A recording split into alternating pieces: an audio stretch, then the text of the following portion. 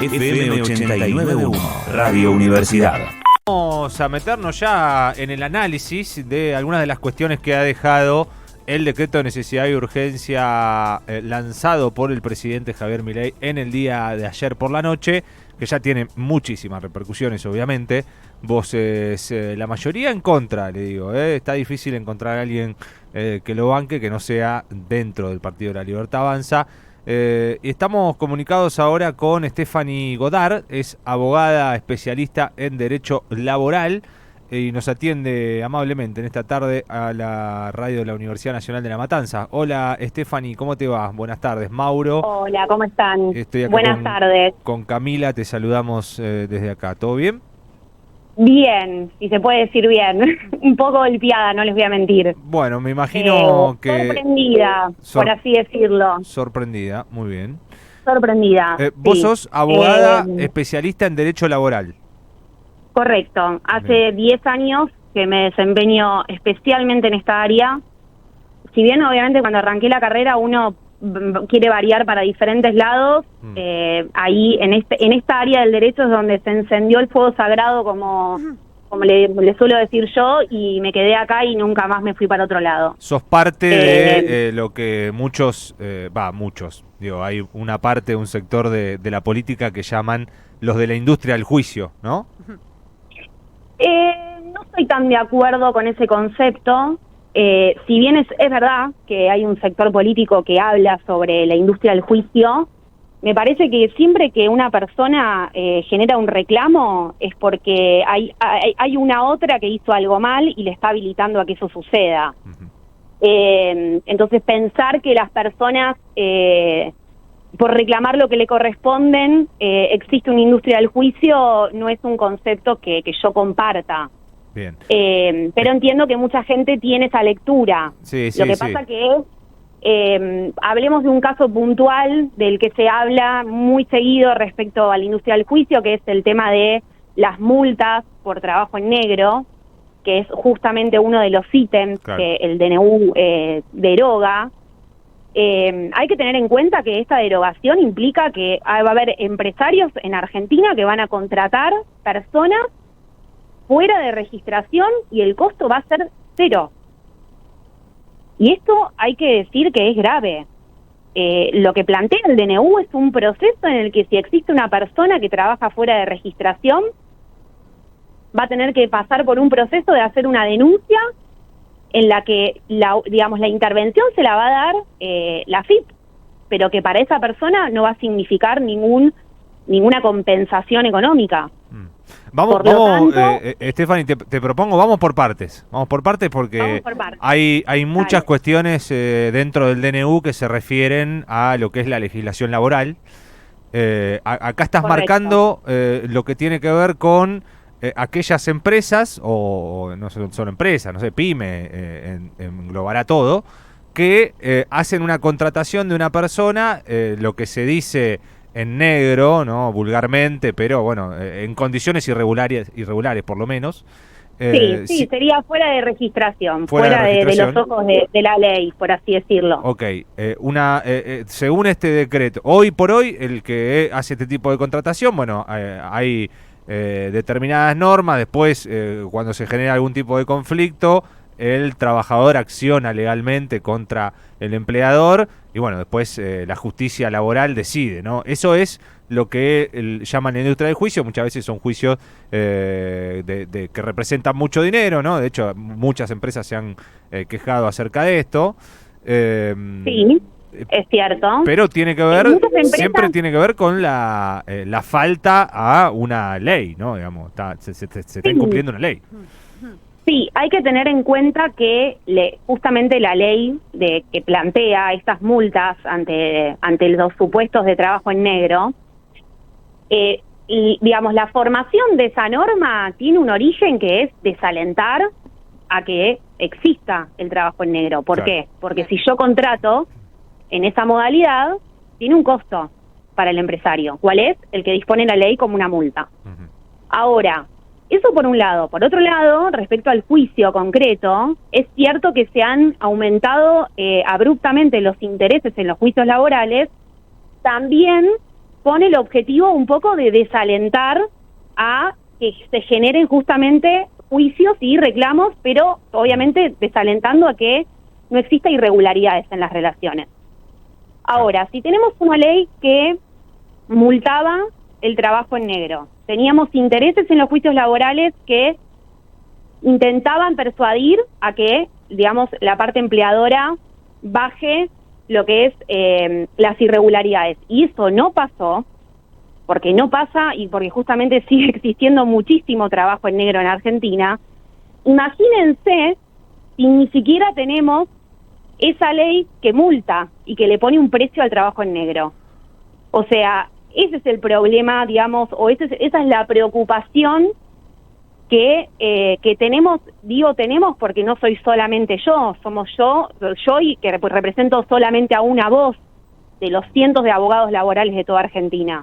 Sí, ahora vamos a pasar ahora vamos a pasar a otros casos que también están incluidos en el decreto, pero yo te respondería, ¿no? Según el equipo de los representantes del gobierno, dicen, bueno, lo que pasa es que ese trabajador que es contratado en negro en este caso y lo echan, no tiene ningún tipo de resarcimiento, pero como va a estar va a ser tan amplia la oferta laboral, va a poder conseguir trabajo inmediatamente en otro lado, te dicen.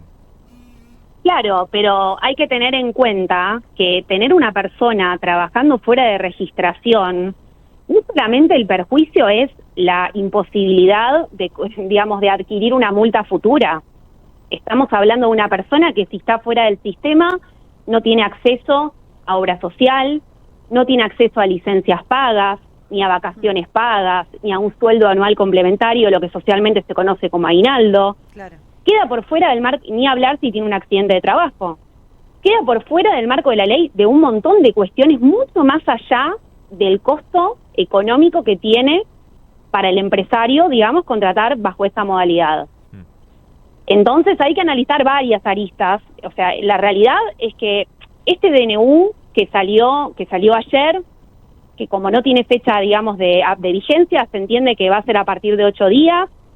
Hay que tener en cuenta que este DNU viene a proponer una reforma laboral de una manera abrupta, desde mi punto de vista, porque me parece que hay cuestiones que son muy importantes de analizar con muchísima más profundidad de lo que se analizaron.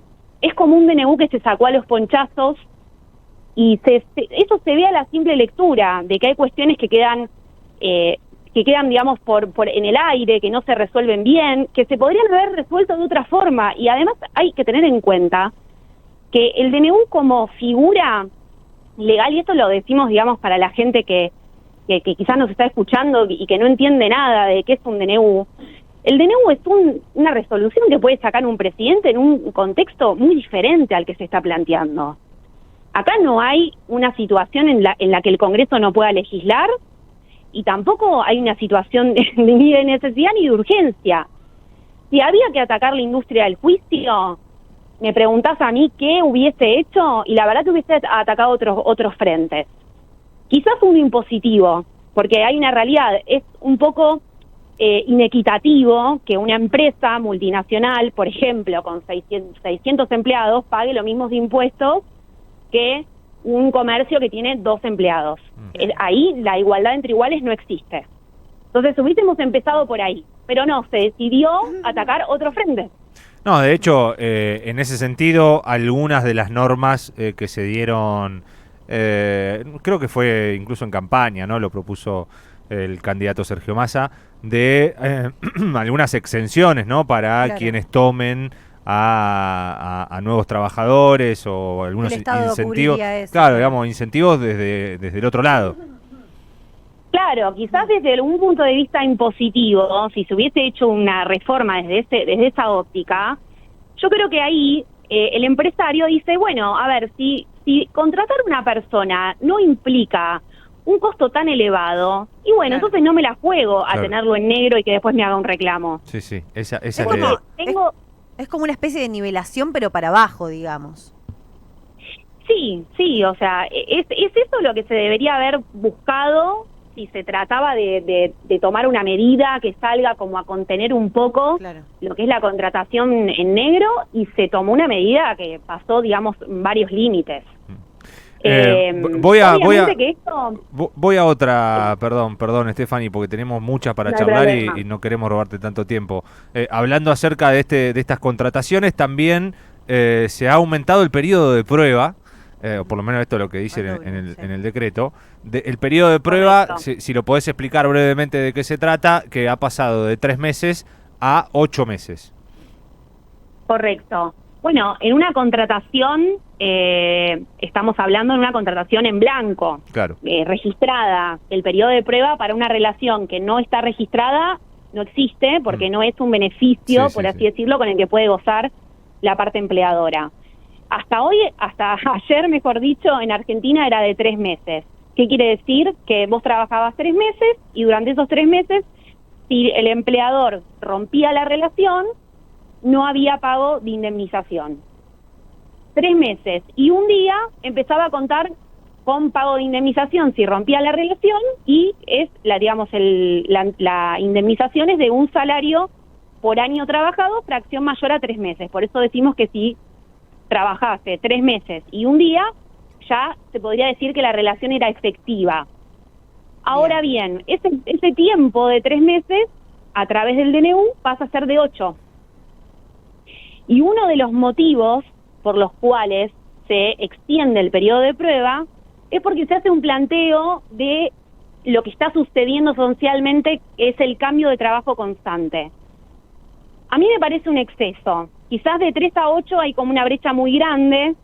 Quizás si hubiesen puesto 4 o 5, uno lo podía quizás digerir de otra manera, pero me parece que de 3 a 8 es como que la brecha es bastante grande. ¿Qué quiere decir? Que bueno, ahora la persona que ingrese a trabajar va a tener que transcurrir 8 meses, y a los 8 meses y un día recién ahí va a tener derecho a indemnización si es que lo despiden. Hasta los 8 meses el empleador puede romper la relación sin pagar indemnización. Claro, es casi un año de contrato, digamos, es Y se podría decir que sí, bastante. se podría decir que sí. Es bastante. La realidad es que 8 meses para entender si una persona funciona o no funciona en un trabajo, desde mi punto de vista, es un poco excesivo. Y ya te das cuenta, ¿no? Al cuarto, quinto mes capaz que ya estás avivado. Claro, por eso digo, quizás si lo hubiesen hecho un poco más, hubiesen puesto una brecha un poco más corta, quizás ya con todos los condimentos que tiene el DNU, ese punto quizás nos hubiese impactado un poco menos. Pero digo, ¿por qué Pero esto es perjudicial para aquella persona que la toman en un empleo? Digo, hoy ya pasaba, corregime, hoy ya pasaba que hay gente o empleadores que toman a personal por 3 meses de prueba, Y antes que se cumplan esos 3 meses lo despiden. se desprenden, ¿no? ¿Esto ya pasa hoy con 3 meses de prueba o no es general? No, sí, pasa. Hoy por hoy hay, digamos, empleadores que contratan y en periodo de prueba extinguen la relación porque entienden que la persona no cumple con las expectativas del puesto, porque en el medio pasó algo que no se pudo incorporar al grupo, al equipo de trabajo. Existe, eso hoy por hoy pasa, o pasaba hasta hace ayer, hasta ayer pasaba, y ahora pasará con un periodo más extenso. Claro. ¿Cuál es el perjuicio en sí? Y que bueno, vos vas a estar 8 meses en un trabajo sin saber si continúas, o sea, con una incertidumbre que ya pasaba cuando uno tenía los 3 meses de periodo de prueba. Pero quizás la incertidumbre era un poco más chica, ahora va a ser un poco más extensa. Claro. Entonces vos vas a estar 8 meses en un trabajo sin saber si efectivamente te vas a terminar quedando, y si en menos de, digamos, de los 8 meses te quedas sin trabajo, te vas a quedar además sin indemnización. Claro. O sea, cuando una persona cambiaba de trabajo, vos estabas en un trabajo, te contrataban en otro y vos hacías la apuesta de, bueno, son 3 meses. Si en estos 3 meses te acomodabas hasta económicamente. Sí, claro. Si en estos 3 meses me echan, bueno, me acomodo. Ahora te vas a tener que acomodar por 8. Porque si en el mes 6 te despiden, te quedás sin trabajo y sin indemnización. Y si para todo esto querés reclamar, también hubo algún límite con respecto al derecho a huelga, ¿no? Se han prohibido, Sí. entiendo, las asambleas dentro de los lugares de trabajo, y se han declarado una serie de actividades, varias, como servicios esenciales en las cuales no tienen permitido hacer paros. ¿Esto sería así? Esto es así, está bastante detallado, digamos, en el DNU. Digo bastante porque para mí, digamos, el DNU lo que hace es detallar de una manera enunciativa. ¿Qué quiero decir con esto? Es enunciativo cuando dice algunos ítems y algunos otros pueden quedar por fuera y uno incorporarlos. Taxativo sería que serían solo esos. Sí es cierto que plantea una limitación y que incluso frente a algunas conductas de las personas que trabajan hasta podrían ser despedidas con causa. Que eso significaría no solamente que los despidan, sino que no les paguen indemnización, porque el despido con causa es sin pago de indemnización. La realidad es que sí, es una contradicción que tiene, digamos, el DNU en relación al derecho a huelga, que es un derecho constitucional, y entiendo que va a ser un gran desafío para todos los colegas que estamos, digamos, de trabajando de derecho del trabajo desde ahora y desde siempre, atravesar y acompañar a las personas en lo que se viene. Porque teniendo un DNU que, digamos, plantea muchos puntos que van en contra del espíritu constitucional, va a ser un desafío. Entiendo que lo vamos a tener que vivir de esa forma, como bueno, en otras épocas de la Argentina, diferentes colegas de diferentes áreas han atravesado desafíos de llevar a cabo juicios en contextos diversos, y en este caso nos va a tocar a nosotros, a los laboralistas, llevar a cabo este desafío, que es constantemente estar viendo la realidad y cómo esa realidad impacta en la vida de cada persona, y cómo esa realidad que impacta en la vida de esa persona va a impactar también en lo que va a decir la justicia. Stephanie, otra de las modificaciones también que aparece ahí en el DNU tiene que ver con las licencias, ¿no? Las licencias de paternidad, maternidad, que tengo, por lo que se vio, parece que se reducen, ¿no? ¿Cómo funcionaría esto así? Mira, hasta ayer teníamos una licencia por maternidad donde la mujer, de la fecha de parto que tenía, a 30 días antes ya tenía que entrar en licencia. Ese periodo de 30 días lo pasaron a 10. No hay afectación de la totalidad de los 90 días que la mujer sigue teniendo por licencia por maternidad. Yo entiendo que este era un tema en agenda. Es un tema que hace muchos años se viene pensando, se viene charlando, y del cual se necesitaba una reforma, pero la realidad es que achicar la brecha de 30 a 10 a días anteriores a la fecha de parto no era un tema de agenda. No, claro. El tema de agenda era la mujer necesitando asistir y acompañar y vivir junto a sus hijos un momento único y irrepetible en la vida, sumado a la poca licencia que le daban a los hombres, a los papás, para acompañar en ese momento. Sí, de hecho ese era uno de los reclamos de que se han hasta presentado frente al Congreso para extender las licencias por paternidad específicamente. Correcto, pero no fue un tema que fue bien tomado o bien llevado por el DNU. Claro. La realidad es que desde que les estoy hablando pareciera que soy sumamente pesimista con el DNU, y así también un poco me siento, pero les puedo decir un punto positivo que le vi. A ver, dale. Buena. Una sola cosa buena que encontré. Dale. Estamos esperando esas buenas noticias. Una buena noticia que dije, che, esto es raro. Al fondo de desempleo no podían acceder personas que hayan firmado un acuerdo con la empresa por desvinculación. O sea, cuando la parte trabajadora y la empleadora se ponían de acuerdo que la relación no iba más, se firmaba un acuerdo.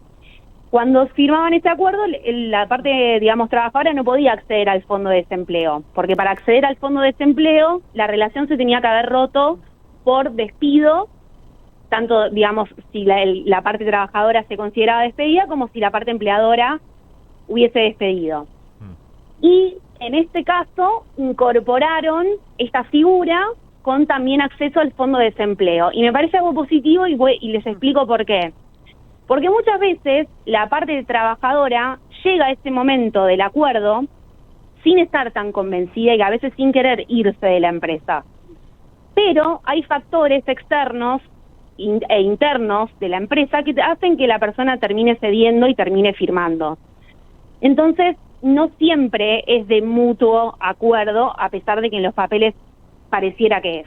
Entonces me pareció bien que lo hayan agregado y que esa persona que termina la relación laboral en esos términos pueda acceder al fondo de desempleo.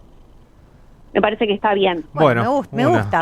Una por lo menos. Una de 300. Stephanie, para cerrar, entonces, una conclusión, tu parecer, y por lo que has hablado con otros colegas, en general, ¿no? Acerca de esta legislación laboral, creo que hemos abordado algunas de las resoluciones más polémicas, pero para cerrar con algo de esto.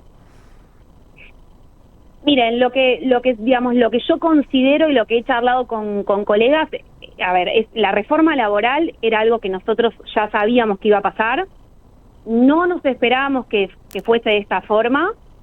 Me parece que muchas veces pensamos también, o hay como una cultura de que soplamos y hacemos botella, como dice el dicho, y la realidad es que no es así.